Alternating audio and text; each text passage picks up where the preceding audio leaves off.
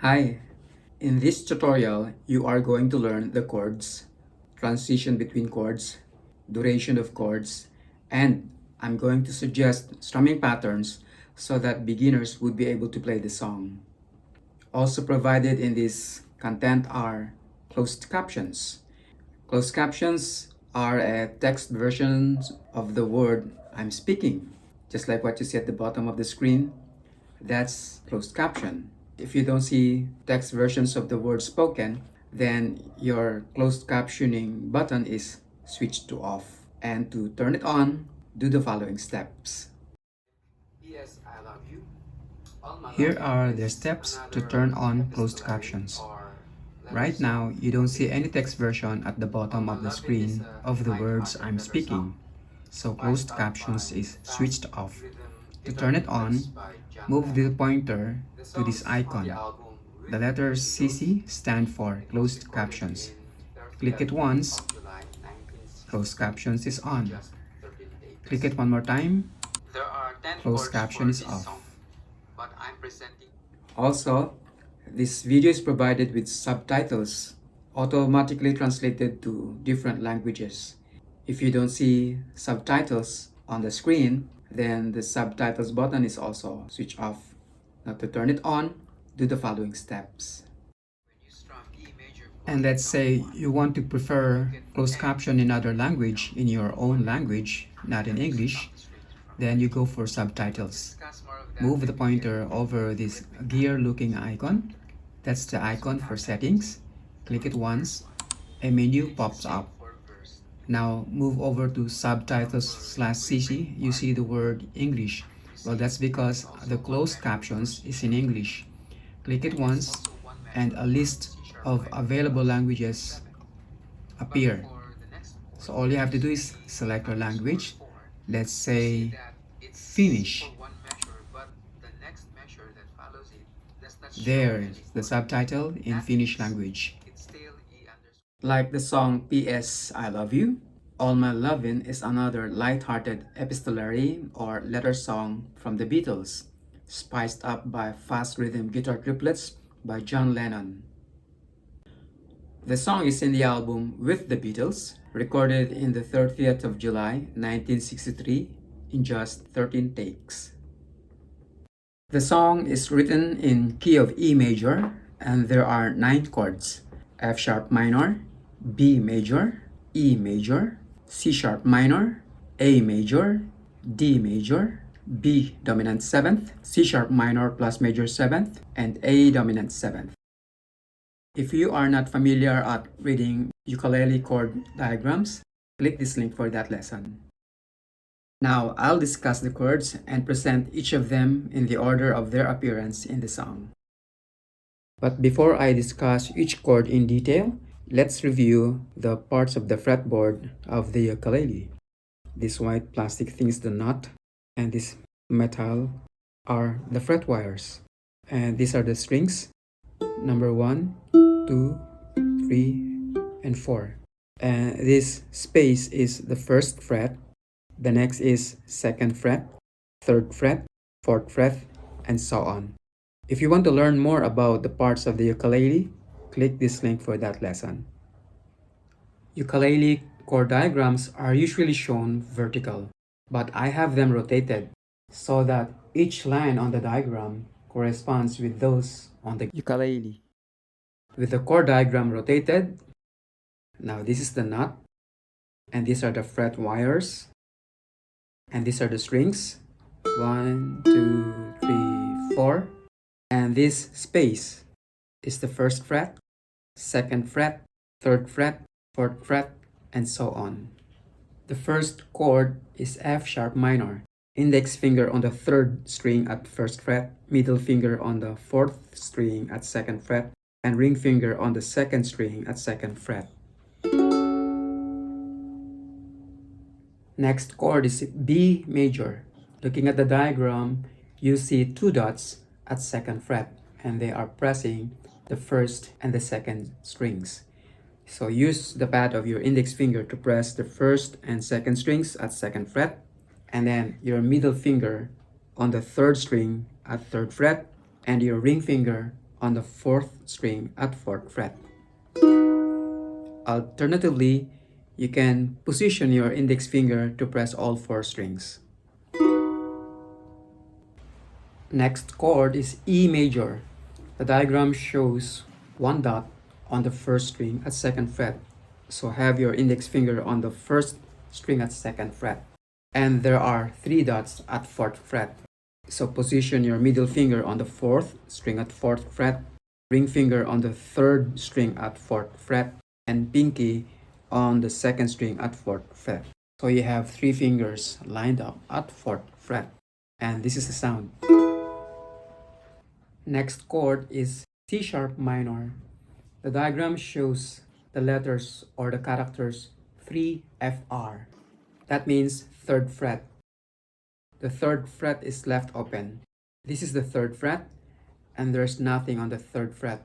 But the 3 dots that you see on the diagram, they are at 4th fret on the next fret. So all you have to do is position or lay your index finger across all 4 strings at 4th fret and your ring finger on the 4th string at 6th fret. And this is the sound. The next chord is A major. The diagram shows 2 strings left open, the 1st and the 2nd. And you have 1 dot on the 3rd string at 1st fret, and that would be for your index finger. So position your index finger on the 3rd string at 1st fret, and then your middle finger on the 4th string at 2nd fret. And the sound is. Next chord is D major. The diagram shows 3 dots at 2nd fret, but the 1st string is left open. So position your index finger on the 4th string at 2nd fret, ring finger on the 3rd string at 2nd fret, and ring finger on the 2nd string at 2nd fret. So you have 3 fingers lined up at 2nd fret, and this is the sound. Next chord is B dominant 7th. The diagram shows 3 dots at 2nd fret. So all you have to do is use your index finger and press all 4 strings. And then the other dot, which is at 3rd fret on the 3rd string, that would be for your middle finger here. And this is the sound. The next chord is C sharp minor plus major 7th. You may not have encountered this chord before, but you need this chord to be able to play the song right. And the diagram shows 3FR. That means the first dot is at 3rd fret, and this is the 3rd fret, as this is the 1st fret, 2nd fret, 3rd fret. So the first dot is at 3rd fret on the 1st string. So you have your index finger on the 1st string at 3rd fret, and then your middle finger on the 3rd string at the next fret, which is 4th fret, and then your ring finger on the 2nd string also at 4th fret. So you have 2 fingers at 4th fret, your middle finger and ring finger. And then your pinky or small finger would be on the 4th string at 6th fret. So the chord sounds like this. Alternatively, you can play C sharp minor plus major 7 with this shape. Index finger on the 4th string at 1st fret, middle finger on the 3rd string at 1st fret, and your pinky on the 1st string at 3rd fret. The 2nd string is left open. But I would still go for this shape as it sounds more appropriate. If you're having difficulty playing this shape of C sharp minor plus major 7 with the neck horizontal, try to hold the ukulele this way at an angle. You may find it easier to transition from this chord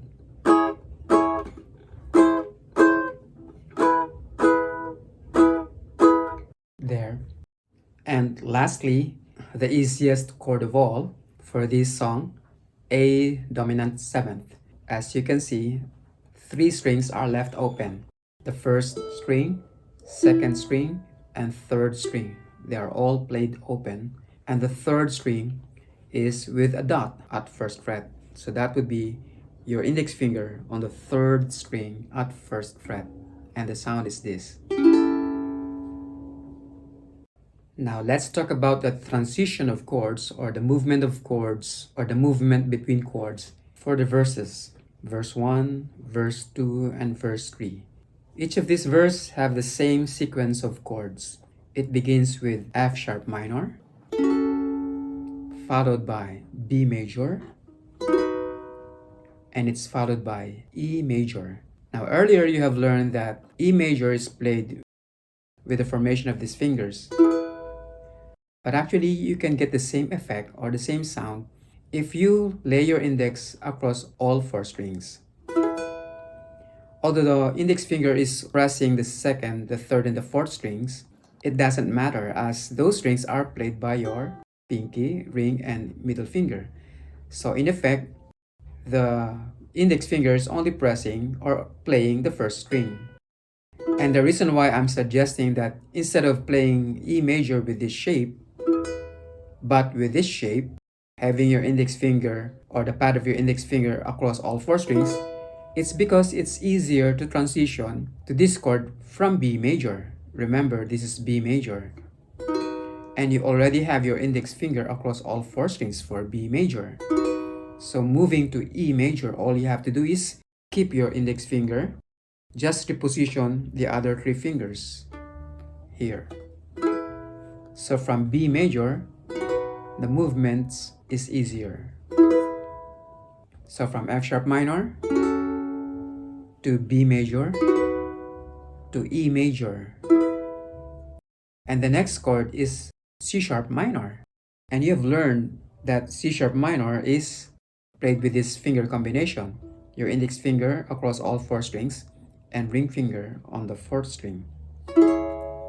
And again, playing E major with these fingers, going to C sharp minor is also easier because all you have to do is slide the whole thing. That is, your index finger moves to 4th fret, and then take out your middle finger and pinky and have your ring finger to move up to 4th string. So from E major, it goes like this. You can actually play C sharp minor with your index finger, with your middle finger on the 4th string instead of the ring finger. So it goes like this, whichever you are more comfortable. Then it's followed by A major, and then to F sharp minor. So all you have to do is add your ring finger on the 2nd string at 2nd fret. And then it goes to D major. All you have to do is reposition these 2 fingers. So it goes like this. And then to B dominant 7, lay your index across all 4 strings and middle finger on the 3rd string at 3rd fret. And then it goes back to F sharp minor to B major, and then again to E major, and to C sharp minor, and then back to A major, to B major, and to E major. Alternatively, for the last line of the verse, where you have A followed by B and then E major chord, you can play A major with this finger combination. Your middle finger is the one on the 3rd string at 1st fret and ring finger on the 4th string at 2nd fret. So with this finger combination, instead of this finger combination, if you play A major chord at this part with these fingers, going to B major is easier as you only have to slide these 2 fingers 2 frets up and then have your index finger across all 4 strings at 2nd fret. And then to E major. So again, as an alternative way of playing A major using middle finger, ring finger, it goes like this. To B major and to E major. So as a summary, for the sequence of chords for each of the verse, we have this: F sharp minor, B major, E major, C sharp minor, A major, F sharp minor, D major, B dominant 7th, F sharp minor, B major, E major, C sharp minor, A major, B major, E major. Now for refrain part, it begins with C sharp minor, and it's followed by C sharp minor plus major 7th, and then to E major. And to E major, slide your index finger to lower fret, and then reposition your other 3 fingers at 4th fret. And then another line with the same sequence of chords, C sharp minor, then C sharp minor plus major 7, and to E major. And for the ad-lib part, the sequence of chords is this. It begins with A dominant 7th, then E major, to F sharp minor, to B dominant 7th, and to E major. And for the ending part of the song, it's like the refrain part but with 2 more lines added. So it begins with C sharp minor, followed by C sharp minor plus major 7th, to E major, and then it goes for another line, the same sequence of chords, C sharp minor plus major 7th, then to E major. And then the added 2 lines, it begins with C sharp minor, and then to E major. And for the last line, the very last line, C sharp minor to E major. Now let's talk about the duration of chords. It refers to playing time of each chord. In other words, how long you play a chord before you move to the next chord. The song is written in 4/4 time signature, so there are 4 counts or beats in every measure. Looking at the song sheet, you'll see vertical lines between chords. In music, we call these vertical lines as bar lines. From a bar line to the next bar line is 1 measure. So you'll find out that most of these chords are to be played for 1 measure, meaning each chord gets 4 counts before you move to the next, except for the last chord of each part of the song, which you'll see later. Now referring to the verses, you see most of the chords are to be played for 1 measure, except for the last chord. The tempo of the song is like 1, 2, 3, 4, 1, 2, 3, 4. It's a fast-paced song. Let me just strum once, just to have a feel of what is 1 measure for each chord. At the tempo, so it sounds like this. 1, 2, 3, 4, 1, 2, 3, 4, 1, 2, 3, 4, 1, 2, 3, 4, 1, 2, 3, 4, 1, 2, 3, 4, 1, 2, 3, 4, 1, 2, 3, 4, 1, 2, 3, 4, 1, 2, 3, 4, 1, 2, 3, 4, 1, 2, 3, 4, 1, 2, 3, 4, 1, 2, 3, 4, 1, 2, 3, 4, 1. Now for this last chord, which is to be played or which covers 2 measures, we'll discuss more of this when we get to rhythmic patterns or strumming patterns. Same thing goes for verse 2 and verse 3. Now for the refrain part, as you can see, C sharp minor is also for 1 measure, C sharp minor plus major 7th is also for 1 measure, but E major chord is for 2 measures. And then on the second line, we repeat the same sequence of chords. 1 measure for C sharp minor, 1 measure for C sharp minor plus major 7th, and the last chord is to be played for 2 measures, but it's gonna be played differently on the last measure. And again, we'll talk about that when we get to strumming patterns. For the ad-lib part, you see that A dominant 7th is for 2 measures, E major is for 2 measures also, F sharp minor is just for 1 measure, also one measure for B dominant 7th, but the last chord covers two measures. And again, we'll discuss how that last chord is to be played when we get to strumming patterns. And for the ending part of the song, C sharp minor is also for one measure. It's followed by C sharp minor plus major 7th for one measure. But the following chord, which is E major, is for two measures. And then on the second line, we have the same sequence of chords. C sharp minor for one measure, C sharp minor plus major 7th for one measure, and E major for two measures. And then on the next line, we have a different sequence of chords. We still begin with C sharp minor, but that would be for two measures. And then it's followed by E major chord for two measures.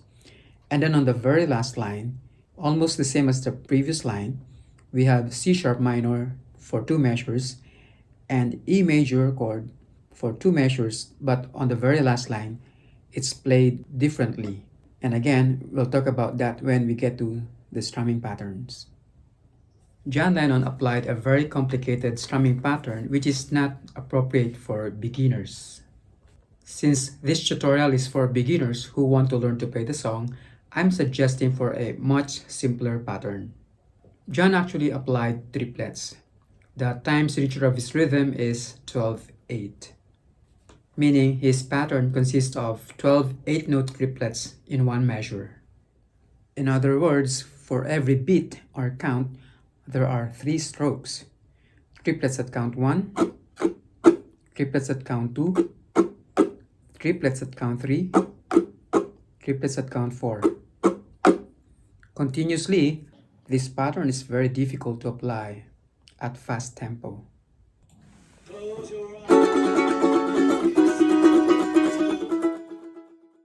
The first pattern that I'm suggesting is to be applied for all the verses and ad-lib. And as shown, you see 5 strokes. It's a sequence of downstroke at count 1, downstroke at count 2, upstroke between counts 2 and 3, another upstroke between counts 3 and 4, and a downstroke at count 4. It's not a basic strumming pattern. It's actually a complex strumming pattern, as it is a mix of quarter and 8 notes. The first stroke, which is a downstroke, is a quarter note stroke. The second stroke, which is another downstroke, is an 8-note stroke. The third stroke, which is an upstroke, is a quarter note stroke. The fourth stroke, which is another upstroke, is an 8-note stroke. And lastly, the downstroke at count 4 is a quarter note stroke. To be able to follow the pattern, you have to do 8-note counting.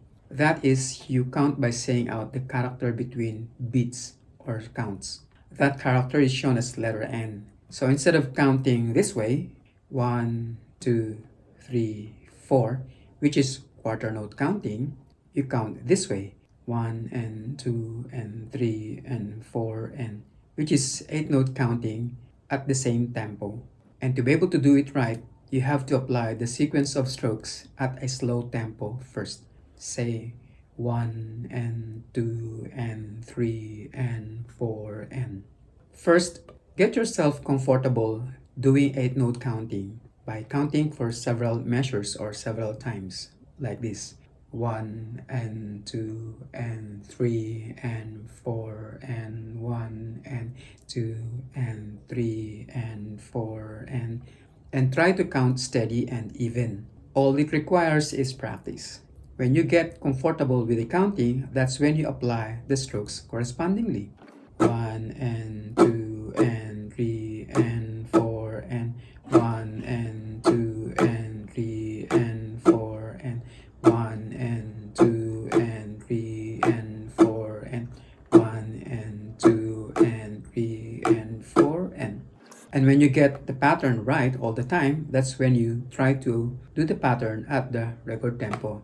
1 and 2 and 3 and 4 and 1 and 2 and 3 and 4 and 1 and 2 and 3 and 4 and 1 and 2 and 3 and 4. For this tutorial, let's slow everything down so you can catch up and focus on your strumming. So for each verse, it goes like this. At this tempo, 1 and 2 and 3 and 4 and 1 and 2 and 3 and 4 and 1 and 2 and 3 and 4 and 1 and 2 and 3 and 4 and 1 and 2 and 3 and 4 and 1 and 2 and 3 and 4 and 1 and 2 and 3 and 4 and 1 and 2 and 3 and 4 and 2 and 3 and 4 and 1 and 2 and 3 and 4 and 1 and 2 and 3 and 4 and 1 and 2 and 3 and 4 and 1 and 2 and 3 and 4 and 1 and 2 and 3 and 4 and 1 and 2 and 3 and 4 and 1 and 2 and 3 and 4 and but for the last measure, as you can see, the pattern is different. You see just one stroke right at count 1, and it's followed by the word break in parentheses right at end. What I mean there is you strum E major chord one more time right at count 1, but when you get to letter N, that's when you stop the strings from ringing. So for the last measure, it sounds like this: 1 and 2 and 3 and 4 and you have to hold that silence for the rest of the measure. And then going to the next measure, which is already the second verse, you start strumming with the pattern. So to demo the last line of the verse of verse 1, it goes like this: 1 and 2 and 3 and 4 and 1 and 2 and 3 and 4 and 1 and 2 and 3 and 4 and 1 and 2 and 3 and 4 and second verse: 1 and 2 and 3 and 4 and 1 and 2 and 3 and 4 and 2 and 3 and 4 and 1 and 2 and 3 and 4 and so that's the pattern for verse 1, verse 2, verse 3, and also for the ad-lib. So the ad-lib goes this way: 1 and 2 and 3 and 4 and 1 and 2 and 3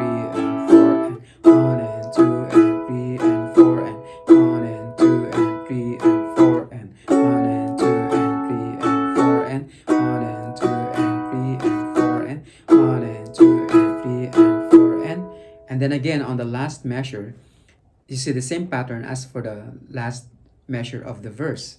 It's just one downstroke at count 1 and it's followed by break at end.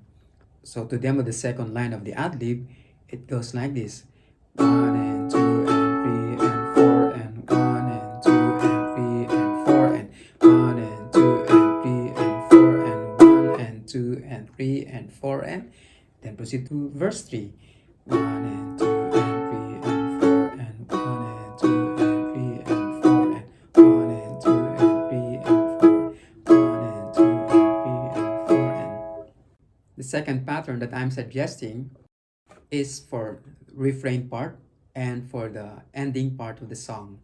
And as you can see, there are only two strokes, two downstrokes, a downstroke at count 2 and another downstroke between counts 3 and 4. So at the same tempo, it sounds like this: 1 and 2 and 3 and 4 and 1 and 2 and 3 and 4 and you notice that we don't have a stroke at count 1. Usually a pattern begins right at count 1, but for this pattern that I'm suggesting, and which is what the Beatles did, it begins at count 2. So 1 and 2 and 3 and 4 and 1 and 2 and 3 and 4 and 1 and 2 and 3 and 4 and 1 and 2 and 3 and 4 and to demo the refrain with this pattern, it sounds like this: 1 and 2 and 3 and 4 and 1 and 2 and 3 and 4 and 1 and 2 and 3 and 4 and 1 and 2 and 3 and 4 and 1 and 2 and 3 and 4 and 1 and 2 and 3 and 4 and 1 and 2 and 3 and 4 and 1 and 2 and 3 and 4 and so like for verses and ad-libs, the last measure is played differently. Just a single downstroke at count 1 and then followed immediately by break right between counts 1 and 2. So one more time to demo the last line of refrain, it goes like this: 1 and 2 and 3 and 4 and 1 and 2 and 3 and 4 and 1 and 2 and 3 and 4 and 1 and 2, 3 and 4 and we're going to do the same pattern for the ending part of the song, which is very much similar to refrain but extended with two more lines. So it goes like this: 1 and 2 and 3 and 4 and 1 and 2 and 3 and 4 and 1 and 2 and 3 and 4 and 1 and 2 and 3 and 4 and 1 and 2 and 3 and 4 and 1 and 2 and 3 and 4 and 1 and 2 and 3 and 4 and 1 and 2 and 3 and 4 and 1 and 2 and 3 and 4 and 1 and 2 and 3 and 4 and 1 and 2 and 3 and 4 and 1 and 2 and 3 and 4 and 1 and 2 and 3 and 4 and 1 and 2 and 3 and 4 and 1 and 2 and 3 and 4 and 1 and 2 and 3 and 4 and. So that's how you end the song. You just learned two complex rhythmic patterns, one for verses and ad-lib, and another one for refrain and the ending part of the song. And there's another one actually, an 8-note stroke, which is a single downstroke right at count 1 and followed by break. That means you strum right at count 1, and when you get to count n, that's when you stop the strings from ringing and you keep the silence for the rest of the measure. And that pattern is what you applied on the very last measure of each part of the song, meaning the last measure of verse 1, the last measure of verse 2, the last measure of verse 3, the last measure of the ad-lib, and the last measure of refrain part, and the last measure of the song. And to understand more about rhythm and to become good at strumming, you have to have good understanding of the basic strumming patterns. So click this link for that lesson. The song sheet is available at musicnotes.com. For a minimal amount, you'll be able to download a PDF file and make a print. I suggest that you get yourself a copy as it will help you in your study of the song. The link to the song sheet is given in the description box. At the end of this video are end screens, 3 end screens. One end screen links to the performance video of this song. Another end screen links to a collection of my Beatles songs content. And another end screen is a link to my collection of chords and lyrics on ukulele. And for the demonstration of this song, of the whole song, click this link. Please don't forget to like and subscribe if you haven't done it yet. And also share this lesson to your friends. Thank you for watching.